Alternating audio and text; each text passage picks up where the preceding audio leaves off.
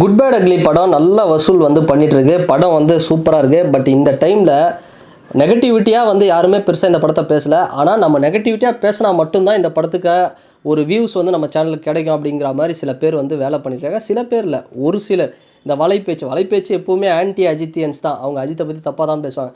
But இந்த blue சட்டை மாறன் இவரெலாம் வந்து என்றைக்கு தான் வந்து திருந்த போகிறாரு, இவர் ஏன் இப்படி பண்ணுறாரு எனக்கு ஒன்றுமே தெரியல. ஆனால் ஒன்று மட்டும் நான் இந்த வீடியோவில் சொல்லிக்கிறேன். குட் பேட் அக்லி படம் ஒரு அருமையான வந்து ஒரு படமாக, ஒரு என்டர்டெயின்மெண்ட் படமாக வந்திருக்கு. எல்லாருமே எனக்கு தெரிஞ்சு விஜய் சார் ஃபேன்ஸ், ஏன்னா இது மெயினாக நான் எதுக்காக இதை சொல்கிறேன்னா, ஏதோ விஜய் சார் ஃபேன்ஸ் வந்து அடுத்த வருஷம் 2026 எலெக்ஷன் வந்து வரப்போகுது, அதனால் விஜய் சார் சைட்லேருந்து இந்த மாதிரி நீங்கள் ரொம்ப விமர்சனம் பண்ணாதீங்க, குட் பேட் அக்லியே நல்லா இல்லைனா கூட நல்லா இருங்க அப்படின்னு சொன்ன மாதிரியும் அந்த மாதிரி வந்து சொல்லிட்டு இருக்காரு. பட் அவங்க இந்த மாதிரி வந்து ப்ளூ சட்டை பரப்புகிற ஒரு தவறான செய்திக்கு நான் ஒன்று சொல்கிறேன்.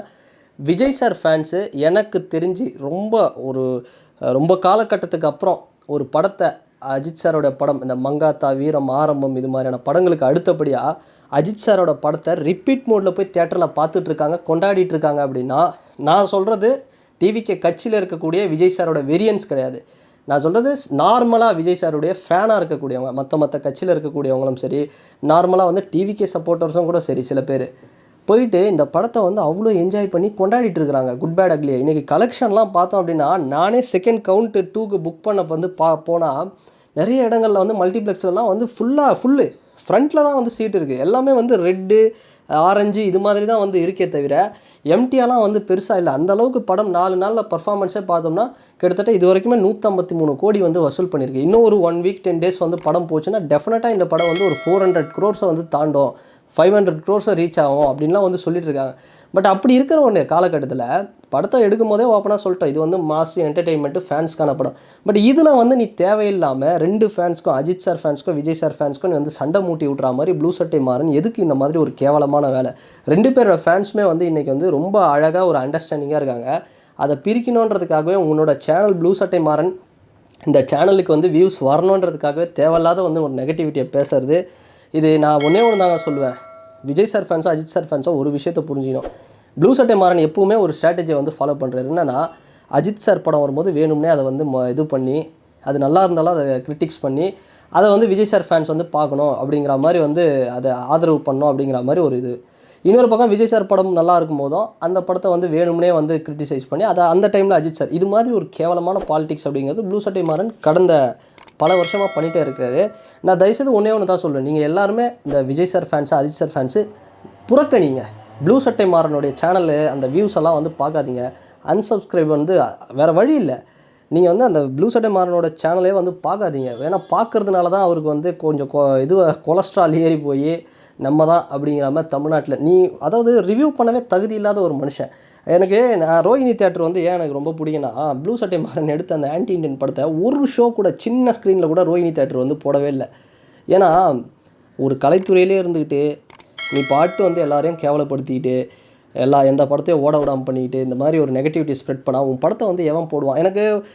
நான் ஒரே ஒரு ரெக்வஸ்ட்டாக தான் சொல்லிக்கிறேன். இவங்க வந்து ப்ளூ சட்டை மாறன் மாதிரி ஆட்கள்லாம் பின்னாடி பேக்கப்பில் டிஎம்கேவோட சப்போர்ட்டு உதயநிதி ஸ்டாலின், ஒரு டெப்டி சிஎம்.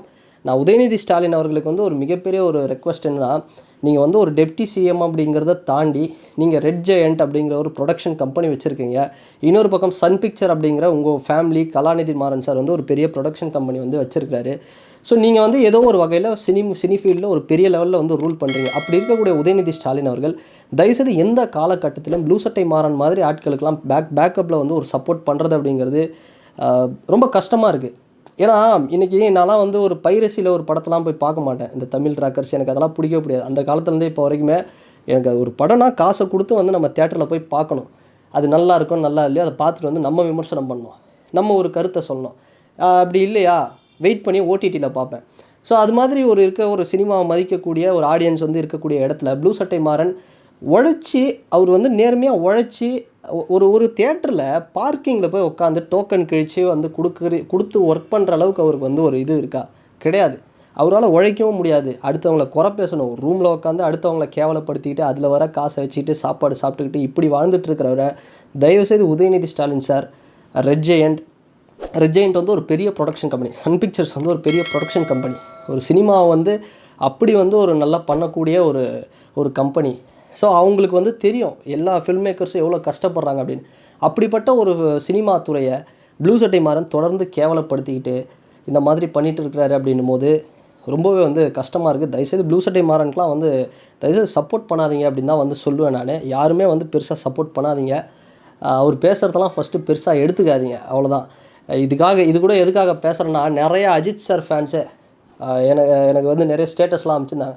பார்த்தியா ப்ளூ சட்டை எப்படி சொல்லிட்டாரு, ப்ளூ சட்டையே வந்து நல்லா இல்லை அப்படி.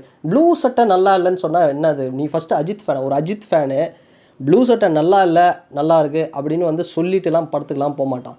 நீ அதையே வந்து டாக்ஸிக்காக நிறைய அஜித் சார் ஃபேன்ஸுக்கு நான் ஒரு விஷயம் சொல்லிக்கிறேன். நீங்கள் வந்து இப்படி வேணும் அப்படி வேணும், லாஜிக் வேணும் இப்படி வேணும், இதெல்லாம் தேவையில்லாத ஒரு நெகட்டிவிட்டி. படத்தை எல்லாம் போட்டு கொண்டாடிட்டு இருக்காங்க. அவங்கவுங்க ஒரு தலைவருடைய ஜெயிலரை எப்படி எல்லாம் கொண்டாடினாங்களோ, சூப்பர் ஸ்டாருடைய ஜெயிலரை, அந்த மாதிரி இந்த குட் பேட் அக்லி படத்தை வந்து கொண்டாடிட்டு இருக்காங்க.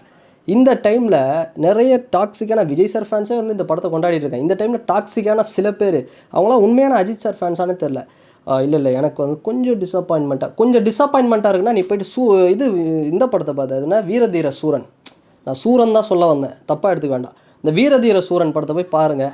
சியான் விக்ரம் வாழட்டும். நீங்கள் யாரெல்லாம் குட் பேட் அக்லி வந்து லாஜிக் இல்லை, எனக்கு பிடிக்கல, எனக்கு இந்த படம் வந்து பிடிக்கலன்னா தயவுசெய்து நீங்கள் தாராளமாக வீரதீர சூரன் போய் பாருங்கள். சியானை வாழ வைங்க. சியான் படம் சப்போஸ் குட் பேட் அக்லி வசூல் கம்மியாகி வீரதீர சூரன் வந்து வசூல் அதிகமாகி ஸ்க்ரீன் கவுண்ட் அதிகமாகி சியான் வாழ்ந்தால் எங்களுக்கு சந்தோஷம்தான். அஜித் சார் வந்து ஒன்றும் பிரச்சனை இல்லை, அடுத்த படம் பார்த்துப்பார், இல்லை ரேஸ் ஓட்டிப்பார், இல்லை அடுத்த படமாக நீங்கள் தயவுசெய்து சியானையாவது வாழ வைங்க. விக்ரம் சார் யார் வந்தாலும் அடிப்பீங்க, ராயன் வந்தாலும் அடிப்பீங்க, தனுஷ் கங்குவா வந்தாலும் அடிப்பீங்க, சூர்யா. அப்புறம் விக்ரம் சாரோட வீரதீர சூரனும் பிடிக்காது, அஜித் சாரோட விடாமுயற்சியும் பிடிக்காது. சரி அப்படி ஒரு படம் இல்லைன்ட்டு இப்படி ஒரு படம் வந்து குட் பேட் அக்லி மாதிரி பண்ணாலும் வந்து நான் குறை சொல்லுவேன்னா, தயவுசெய்து ப்ளூ சட்டை மாறன் வீடியோவை பார்த்து தமிழ்நாட்டில் ப்ளூ சட்டை மாறன் மாதிரியே பல பேர் ஆயிட்டீங்க அப்படிங்கிறது தான் வந்து நான் சொல்லணும்.